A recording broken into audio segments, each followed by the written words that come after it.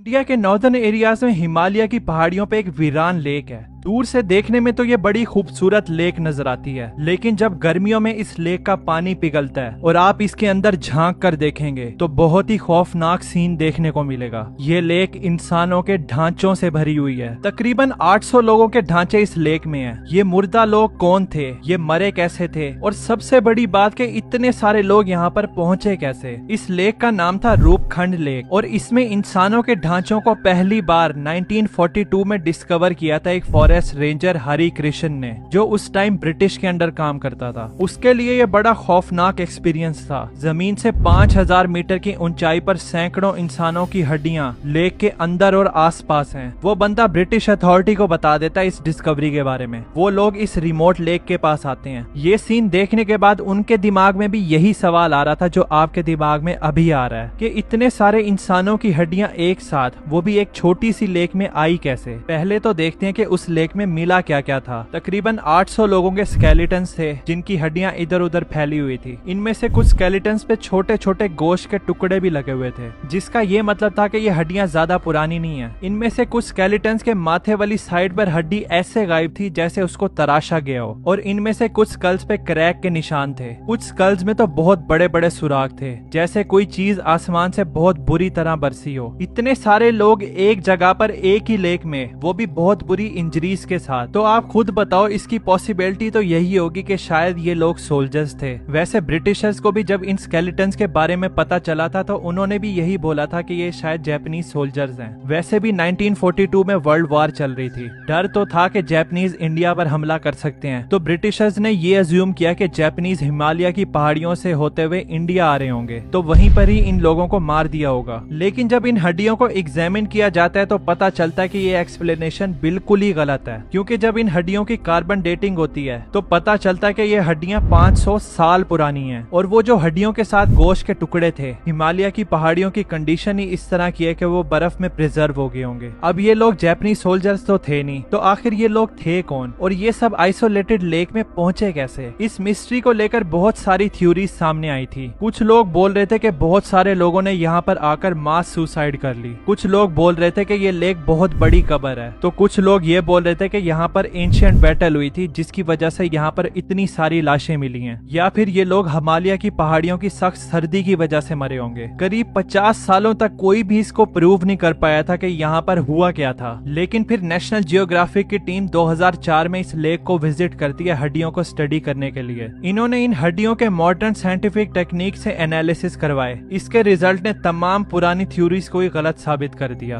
बेशक इन ढांचों के सर पर फ्रैक्चर्स थे, जिसे देखकर ये लग रहा था कि शायद हथियार की वजह से ही आए होंगे, लेकिन इसके अलावा पूरे स्केलेटन पर किसी किस्म की चोट नहीं थी। तो ये जो सोल्जर्स और आर्मी वाली थ्योरी है कि यहाँ पर जंग हुई होगी, वो तो खत्म हो गई। इसके अलावा इनमें से कई हड्डियां छोटे बच्चे और औरतों की भी थी, जिसका ये मतलब था कि ये लोग सोल्जर हो ही नहीं सकते, और इस एरिया में कोई हथियार भी नहीं मिलते सिर्फ इस आयरन स्पेयर के अलावा। नेशनल जियोग्राफिक की टीम को यहाँ से चूड़ियां, अंगूठी, लकड़ी की छतरी और लेदर के जूते मिलते हैं। बीमारी वाली थ्योरी के यहाँ पर लोग किसी खौफनाक बीमारी की वजह से मरे होंगे, वो भी फिट नहीं बैठती, क्योंकि हड्डियों का एनालिसिस ये बताता है कि इन लोगों की सेहत अच्छी थी। हिमालय की पहाड़ियों के इन्वायरमेंट में मरना पॉसिबल है, क्योंकि यहाँ पर एल्टीट्यूड 5000 मीटर है और मौसम भी इंतहाई खराब होता है, जिसकी वजह से ये खतरनाक एरिया है। अगर ये लोग मरे भी हैं हिमालय की एक्सट्रीम कंडीशंस में, तो फिर उन स्कल फ्रैक्चर्स का क्या, जिसको देखकर ये लगता है कि यहाँ पर कुछ और ही हुआ होगा। लेकिन एक सवाल का जवाब है हमारे पास कि ये ढांचों के मालिक आखिर 5000 मीटर की हाइट पर कर क्या रहे थे। इसका जवाब है नंदा देवी राज जेट, जो इंडिया की सबसे लंबी और खतरनाक जर्नी है। इसका रास्ता रूपखंड लेक से होता हुआ गुजरता है। इस जर्नी में लोग चूड़ियां और अंगूठियां भी लेकर जाते हैं, जैसा कि उस लेक के करीब मिली थी, और साथ ही इन ग्रुप्स में सामान उठाने वाले बंदे भी होते हैं। ये थंब लाइन की मदद से हैवी लोड उठाया करते थे। एक स्ट्रैप होता है जो माथे पर बांधा जाता है। इसके ज्यादा अरसे के इस्तेमाल से सर डैमेज हो जाता है, जैसा कि उस लेक में कुछ स्केलेटन्स में भी देखा गया है। तो ये नंदा देवी राज जेट जर्नी ने ये तो एक्सप्लेन कर दिया था कि ये लोग वहाँ पर पहुँचे कैसे, लेकिन ये एक्सप्लेन नहीं किया था कि ये लोग मरे कैसे थे।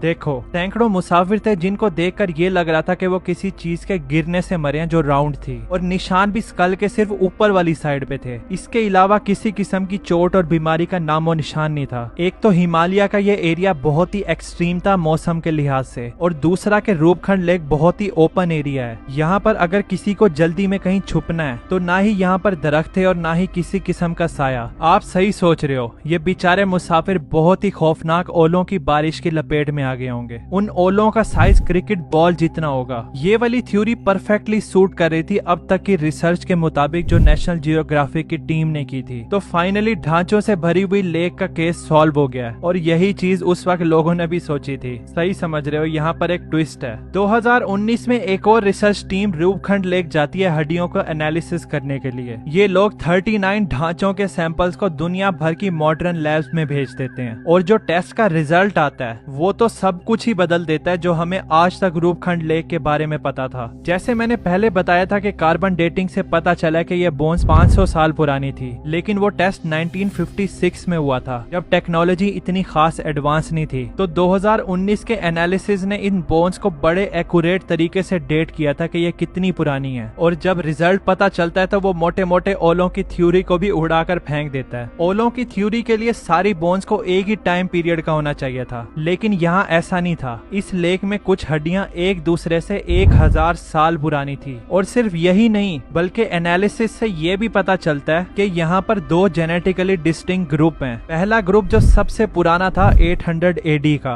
ये ग्रुप इंडियन ओरिजिन का था, जिसकी तो चलो समझ भी आती है कि ये लेक इंडिया में ही है। लेकिन दूसरा ग्रुप वो 19th सेंचुरी का था, और ये ग्रुप ईस्ट मेडिटेरेनियन से आया था, यानी ग्रीस से। ये बड़ी ही अजीब डिस्कवरी थी। अगर ईस्ट मेडिटेरेनियन से काफी सारे लोगों का ग्रुप हिमालय की पहाड़ियों में गायब हुआ होगा, तो पिछली कुछ सेंचुरीज में उसका रिकॉर्ड भी होगा। एक बहुत बड़ा ग्रुप हिमालय की पहाड़ियों में गुम हो गया, ये उस टाइम की बहुत बड़ी खबर होगी। रिसर्चर्स ने बड़ी कोशिश की हिस्टोरिकल रिकॉर्ड से इंफॉर्मेशन निकालने की कि कोई बंदे गायब हुए भी थे, लेकिन उनको इस बारे में कुछ भी नहीं मिला था। तो इस नई रिसर्च ने सब कुछ ही बदल के रख दिया था। जैसे इन ढांचों में 1000 साल का डिफरेंस था, और ये लोग दुनिया के अलग अलग हिस्सों से थे, तो ये लोग एक इवेंट की वजह से तो नहीं मरे होंगे। दूसरा ये कि बिलीव किया जा सकता है कि इनमें से कुछ लोग मरे भी होंगे ओलों के तूफान की वजह से, क्योंकि सरों पे क्रैक्स भी तो थे। इसके अलावा मजीद एनालिसिस से ये भी पता चला है कि वो जो पुरानी बोन्स हैं उनमें से भी कुछ लोग अलग अलग टाइम पे अलग अलग इवेंट्स की वजह से मरे हैं, जिसका मतलब ये है कि यहाँ पर कोई और ही कहानी है। तो 800 ढांचे हिमालय की पहाड़ी में उस लेक के अंदर आए कैसे, ये अभी भी मिस्ट्री है। आपको क्या लगता है उन लोगों के साथ क्या हुआ होगा? मुझे कमेंट्स में जरूर बताना। हजारों साल पुरानी बात हो रही है तो इस औरत को कैसे भूल सकते हैं। इस औरत ने बोला था कि ये 3000 साल पहले इजिप्ट में पैदा हो चुकी है। इसकी बात कोई अक्लमंद बंदा भी ना मानता, लेकिन इजिप्ट में जाकर इसने ऐसी ऐसी डिस्कवरीज की हैं जो किसी भी इंसान को एक्सटर्नल नॉलेज के बगैर पता लग ही नहीं सकती थी।